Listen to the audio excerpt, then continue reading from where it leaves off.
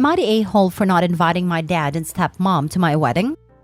I, 28 female, am engaged to my fiancé Dave, 28 male. This week, I was going to my hometown and invited him to come with me so he can meet my family. He's met my brothers and my mom, but not my dad and extended family. When I was 16, my dad cheated on my mom with a very well-known escort, then married her. Not only was I going through a tough time dealing with our family being torn apart, but I also had to deal with all the ridicule of having an escort stepmom. People weren't as open with that kind of work back then, and it was hell for me when people found out. Especially since my stepmom was very vocal and confident about her work. I changed schools in my senior year because I couldn't handle everyone making fun of me because of my dad and stepmom. My older brother got suspended once because another kid made a joke about hiring our stepmom for a good time, and they got into a big fight. I stayed with my mom full time and barely spoke to my dad or stepmom. My dad wanted equal custody of me and my brothers, who were 17 and 14 years old at a time, but none of us wanted to live with him and his wife, and he couldn't really force us to split our time for him. He also gave up making an effort to see us at all when we said we don't want to live with him half the time, so we barely saw him. When I finished high school, I left our hometown and moved to a big city for college. My brother has also moved there, and our mom would come visit us all the time, so I didn't bother go back to our hometown. Dad didn't offer to come see us, and none of us have been back home, so this week was the first time I've seen my dad in about 10 years. My auntie was hosting a dinner party so everyone can meet my fiancé, and of course, my dad and stepmom were there. I was polite to them, but it was awkward, and my fiancé was doing all the talking. Stepmom asked us when and where the wedding is, and my fiancé told her it's on the 2nd of December.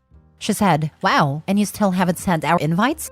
My fiancé just kind of looked at me awkwardly, and I answered, "We have sent out invites, but our guest list is limited and we're only inviting our closest friends and family, so I couldn't make space for you and Dad. Sorry."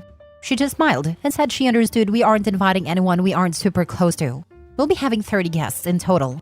The next day, my dad comes to visit my fiancé and I at our Airbnb, and he asks me why him and his wife aren't invited to our wedding.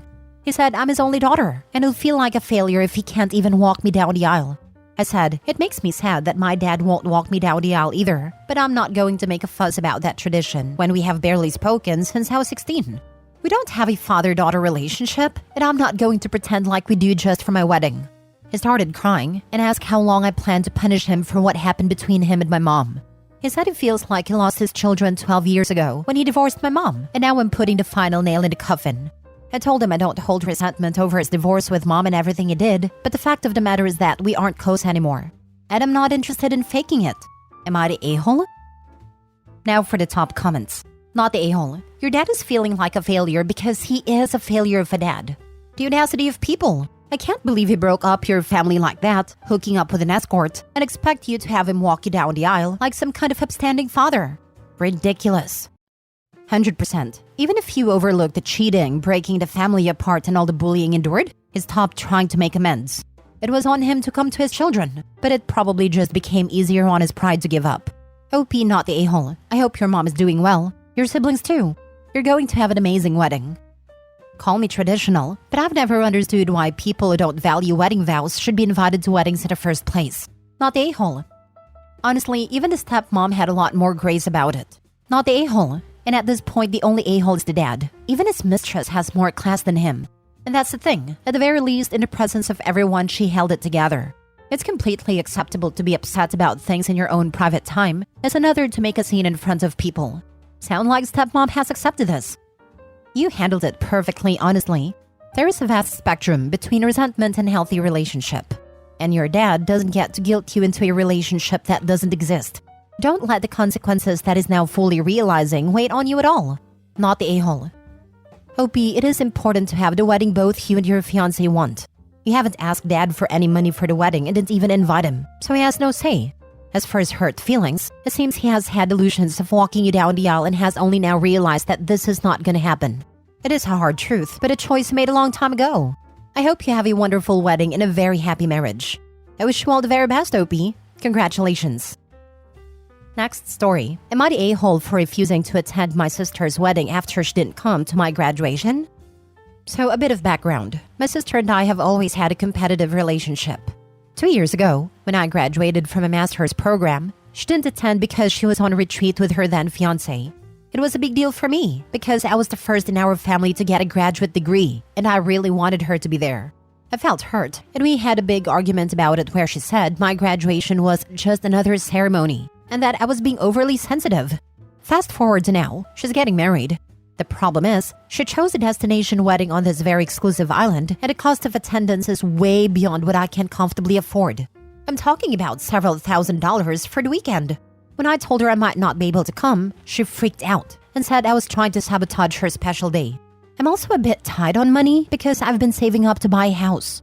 I tried explaining this to her, but she said that I'm being selfish and that I should take out a loan if I have to because it is her once-in-a-lifetime moment. I haven't given her a definitive answer yet, but I'm leaning towards not going. My parents are saying that I should just suck it up and go to keep the peace, but I don't see why I should go into debt for a wedding when she couldn't even drive across town for my graduation. So am I the a-hole for not wanting to go to my sister's wedding? Not the a-hole. Never go in debt for someone else, especially a destination wedding. I'm sorry, I can't afford that and won't be attending. Rinse and repeat. Why should you have to keep the peace? It's not your destination wedding. If anything, your parents want the peace kept. Then they can pay you to attend as a gift. You're not selfish. Your sister is just entitled. Don't feel bad. After all, it's just another ceremony. The words destination wedding changed my answer instantly as soon as I read them. Forget the graduation. If you have to pay to attend someone's wedding, then there's no stipulation you have to go, no matter the relation. If you want a destination wedding, then you eat that some people won't be there who otherwise would have been. If there is someone specific that must be there, then you need to be prepared to foot the bill to get them there yourself. If you can't afford that, then you can't afford your destination wedding. Not the a-hole. If you're not going to her wedding ruins her entire wedding, then she's clearly got bigger issues to work out. Or she should have planned with you in mind if it's that important.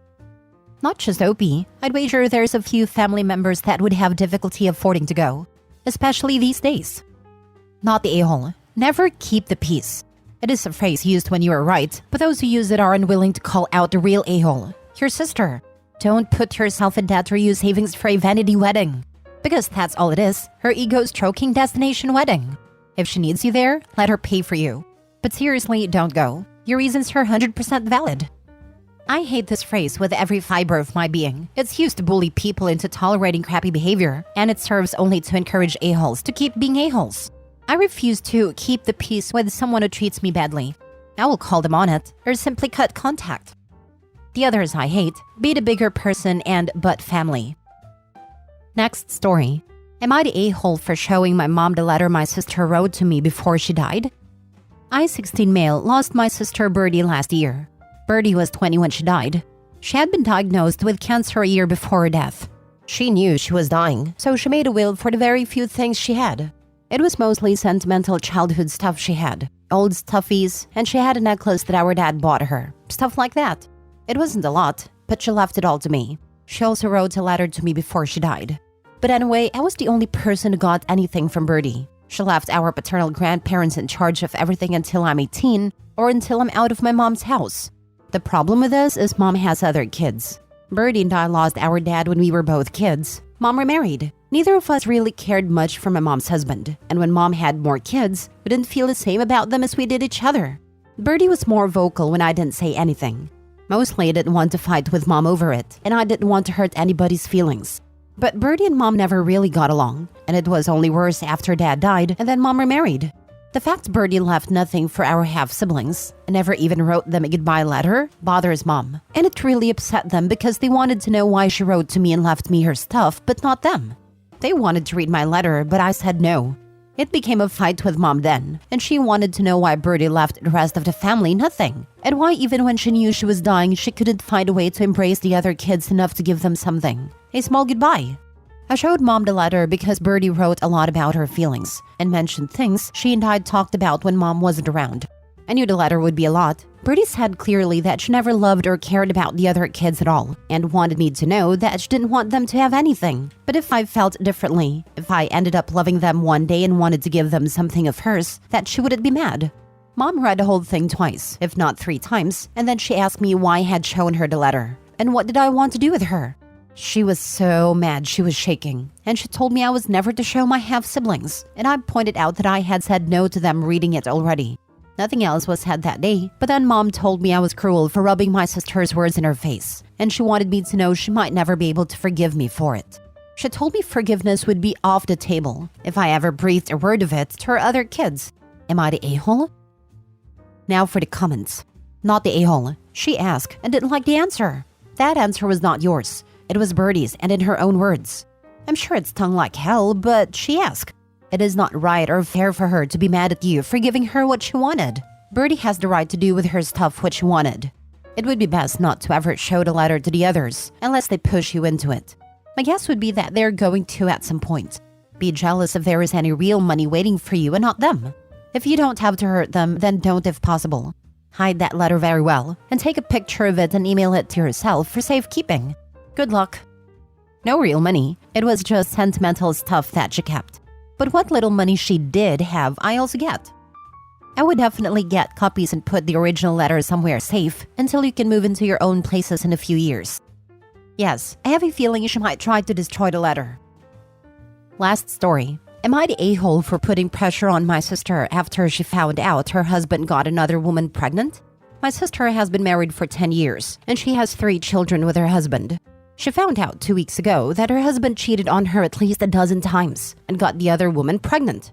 This is, of course, has been the most awful thing for my sister, and I have been supporting and comforting her ever since she learned what happened. My sister has spoken like she's heavily leaning towards staying with her husband so their kids' lives don't get turned upside down. She has said that she could not be around a child though, and would never accept them.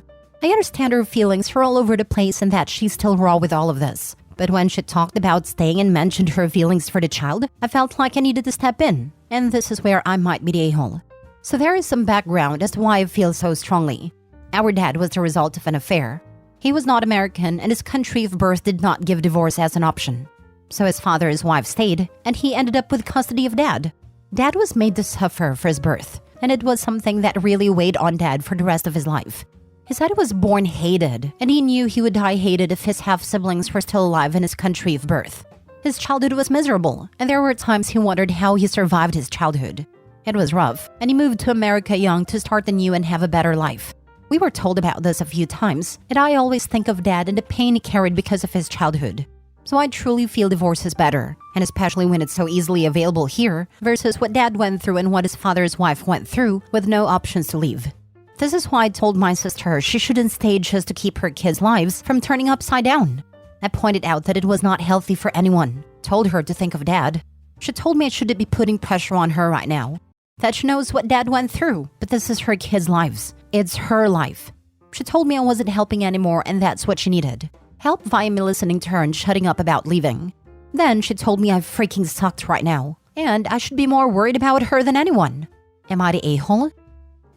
The real a-hole here is your sister's husband, who not only cheated on her, but also didn't even have the decency to use protection while doing so. Would he have ever told your sister about his affair if his mistress hadn't gotten pregnant? My guess is no, given how long the affair had already been going on. The real advice her sister needs is to get tested for STD or STIs. No a-holes here except her sister's husband. Apologize to her and just listen until she has had the time to start to process things. She's right, it has been only 2 weeks. Also, your sister is really traumatized and needs to make a lot of decisions and get used to a new reality. She needs to get through her many emotions, and it's okay to let her be mad at you until she can find it safe to be mad at her rotten husband. She's going to have a long period of adjustment, so be patient with her and with yourself, and encourage her to express herself. I know that you are very much not the a-hole. Much love and care to you both. This literal exact thing happened to me last year. I found out in July. I am just now fully adjusted to my new life, and still processing my emotions/feelings. This advice is spot on. She has a lot to get through. My heart hurts for OP's sister. It is an awful traumatic thing that happened to her. I filed for divorce a little less than 2 months ago. I just wanted to put it out there. OP's sister could take a while to get through this. Your sister's kids' lives are already being turned upside down. Kids know when things aren't right with their parents, and forcing a happy family onto a serial cheater with a baby mama is not going to work at all. The kids will suffer less if she leaves him and finds someone who will be a true partner and treat her with respect. She is in denial and seems to think she can just will this away. She cannot. Her husband will keep cheating and she will stay miserable, and her kids will know about it and it will influence their future relationships for the rest of their lives. I get that she feels she needs support from you and not a lecture on things she already knows, but she's got big decisions to make, and quickly. Not the a-hole, but maybe apologize to soften the blow, as you don't want her to distance herself. But at the same time, it doesn't sound at all to me like she's really thinking of her kids yet.